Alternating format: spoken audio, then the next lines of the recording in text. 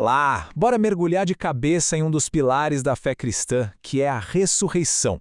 Mas o nosso foco aqui não vai ser só o evento histórico, sabe? A grande questão que fica é, tá, aconteceu, mas e daí? O que a ressurreição realmente anuncia? Qual é o significado por trás de tudo isso? E para guiar essa nossa análise, a gente vai direto na fonte, né? Nos próprios relatos bíblicos. São eles que vão revelar para a gente as boas notícias que estão por trás da ressurreição e nos ajudar a entender que isso tem assim várias e várias camadas de significado. Ok, vamos direto ao ponto aqui. Para a fé cristã, a ressurreição não é um detalhe opcional, não. Essa citação do apóstolo Paulo, ela deixa isso claríssimo. É o pilar que sustenta tudo. Pensa assim, se tirar a ressurreição, a estrutura toda da fé simplesmente desmorona. É para a gente ter uma ideia do quão central é esse tema. Então, a pergunta que vai guiar nossa conversa é exatamente essa. Se a gente olhar para além do fato histórico e focar no significado, na mensagem, o que é que a ressurreição anuncia para o mundo afinal? E para responder isso, a gente vai explorar 4 anúncios centrais, um de cada evangelho. Vamos falar sobre autoridade, sobre restauração, sobre um novo centro para a vida e, por último, sobre relacionamento. A gente vai ver como cada um desses pontos ajuda a montar o quebra-cabeça completo do que a ressurreição significa. Então vamos lá, começando pelo primeiro grande anúncio. A gente encontra ele com muita força no Evangelho de Mateus. É um anúncio de autoridade. E não é qualquer autoridade, é a autoridade suprema. Olha só, a mensagem de Mateus chega no seu ponto máximo com essa declaração do próprio Cristo ressuscitado. Presta atenção na abrangência disso. Não é um pouco de autoridade, não é uma autoridade limitada, é toda a autoridade no céu e na terra. Essa é a grande tese, o ponto central do que Mateus está comunicando. E o Mateus, ele não descreve a ressurreição como um evento, silencioso, escondido. Pelo contrário, ele cerca o acontecimento com sinais de um poder que é simplesmente inquestionável. Pensa bem, acontece um terremoto violento, um anjo glorioso desce do céu, e os guardas, que eram o símbolo do poder militar de Roma, ficam literalmente paralisados de medo. Tudo isso está gritando uma coisa, isso é uma demonstração de poder cósmico. Então o que Mateus está dizendo, a gente pode resumir em 2 palavrinhas. Jesus reina. É simples assim. Para ele, a ressurreição não foi só uma vitória sobre a morte. Foi muito mais. Foi a coroação, a entronização pública de Cristo como o Senhor de tudo. Nada, absolutamente nada, escapa do controle dele. Beleza! Agora vamos para o segundo anúncio. Esse a gente encontra com muita clareza lá no Evangelho de Marcos, e é uma mensagem poderosa sobre restauração, sobre recomeços. Aqui tem um detalhe que não pode passar batido. A instrução do anjo é super específica. Ele fala para avisar os discípulos e Pedro. Mas por que destacar o Pedro?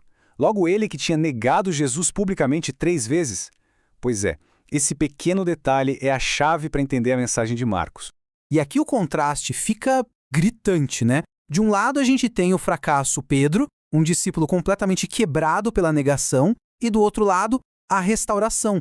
Ele é chamado de volta pessoalmente e ganha um propósito renovado. A mensagem aqui é inacreditável. A ressurreição não só perdoa o fracasso, ela vai além, ela restaura as pessoas de verdade. E para onde eles deviam ir? Para Galileia. Mas por que a Galileia? Porque a Galileia era o lugar onde tudo começou. Sabe, o lugar do primeiro chamado, do início da missão. Então esse convite para voltar para Galileia é na verdade um convite para um novo começo. É a prova de que o fracasso não precisa ser o fim da história. E isso nos leva direto para o nosso terceiro anúncio que o Lucas destaca naquela história famosa do caminho de Emaús. É uma mensagem sobre encontrar o centro certo para a vida. Essa fala dos discípulos decepcionados, ela é a chave de tudo. Repara no verbo. Nós esperávamos. Tá no passado? Isso entrega tudo. Eles tinham um roteiro pronto na cabeça, um plano. E como Jesus não seguiu esse roteiro, a esperança deles simplesmente, desmoronou. O problema deles fica muito claro quando a gente compara as duas coisas. O centro errado eram as expectativas deles, o que eles achavam que tinha que acontecer. E isso estava levando eles literalmente para longe de Jerusalém. Aí Jesus chega e mostra o verdadeiro centro, a verdade das Escrituras, que sempre apontou para ele. E o que acontece? Eles dão meia volta e retornam na hora. Então o ponto crucial de Lucas é esse.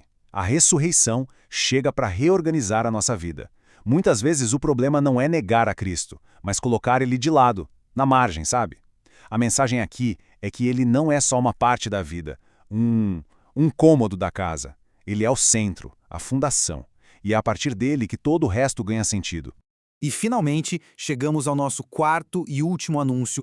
Esse tem uma ênfase enorme no Evangelho de João.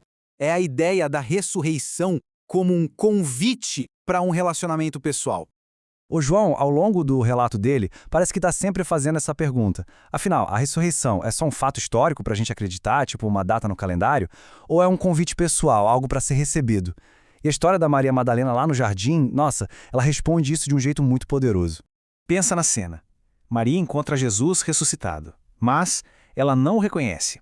Chega a confundir com o jardineiro. Ou seja, só ver não foi o suficiente. O reconhecimento, aquele momento do clique em que tudo muda, acontece numa fração de segundo, quando ele a chama pelo nome. Uma única palavra, Maria. E a implicação disso é profunda. O primeiro chamado que Cristo ressuscitado faz não é para uma tarefa, não é um vai lá e faz isso. É um chamado para estar com Ele. É um chamado para relacionamento. Claro, a ação vem depois, mas tudo começa com esse encontro pessoal. Ok, então vamos juntar todas as peças agora. Quando a gente une essas 4 perspectivas, dos 4 evangelhos, começa a surgir um retrato bem completo do que é o convite da Páscoa. Resumindo então, a ressurreição anuncia, primeiro, uma autoridade suprema sobre absolutamente tudo. Segundo, uma restauração completa de propósito, não importa qual tenha sido a falha. Terceiro, um centro novo e verdadeiro para a vida inteira. E, por fim, anuncia um convite para um relacionamento pessoal e direto com o Cristo que está vivo. E tudo isso nos deixa com uma reflexão final para a gente pensar mesmo. Se a ressurreição anuncia tudo isso, autoridade total, restauração completa, um novo centro e um chamado pessoal, a pergunta que fica é: o que esse convite todo significa na prática para a vida hoje em dia?